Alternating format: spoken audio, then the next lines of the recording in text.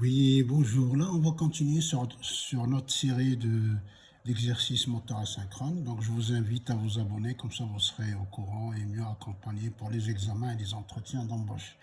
Alors, exercice de fréquence rhétorique. Donc, on va parler de la fréquence rhétorique. On reprend la machine précédente, dans l'exercice précédent, à savoir un moteur asynchrone, d'accord, triphasé, 50 Hz pour le réseau. Il possède 4 pôles.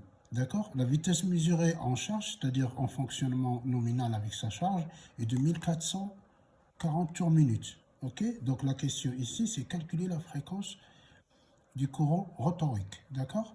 Donc on va regarder ici, on a toujours le même axe en fait, le même bilan de puissance. Hein. Donc pour rappel, hein, puissance absorbée racine 3 UI cos phi, on passe par le stator, d'accord. Là on attaque le rotor. Vous voyez, on la trouve ici, perte joule rhétorique G fois la puissance électromagnétique qui est transmise. D'accord.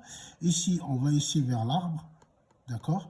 Ici, c'est la puissance utile. En fait, la fréquence rhétorique, des courants rhétoriques, on va la calculer ainsi. Donc, c'est une formule à appliquer. Hein. C'est bête et méchant, hein, directement. Hein, on va pas...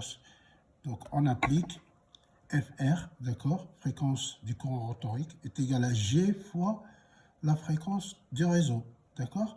Et on remarque ici que la fréquence rhétorique, il y a un multiplicateur, c'est le glissement. D'accord. Et la fréquence du réseau, elle est constante, 50 Hz. Donc on remarque qu'elle est très faible. Pourquoi? Parce que le glissement, c'est de l'ordre à 4%, 2%, etc. Donc la fréquence rhétorique est très faible en régime nominal. C'est quoi régime nominal? Ça veut dire que quand vous faites tourner votre moteur et lui, il va entraîner une charge, c'est ça le régime nominal. En fonction nominale, c'est-à-dire le fonctionnement auquel elle est apte à travailler. Donc, pour rappel, le glissement, c'est quoi? C'est une variation de vitesse, d'accord? C'est la vitesse du réseau, synchronisme, limite 500, moins la vitesse nominale. C'est-à-dire pour nous, c'est 1000, vous voyez, 1440. C'est ça le glissement. Ok, donc pourquoi je rappelle cela? C'est parce que pour faire une conclusion ici, vous voyez, hop, on va regarder ensemble, vous voyez. Donc au démarrage, on a un glissement égal à 1. Donc la fréquence rhétorique est égale à F, vous voyez. La fréquence du courant rhétorique égale à 50 Hz dans notre cas.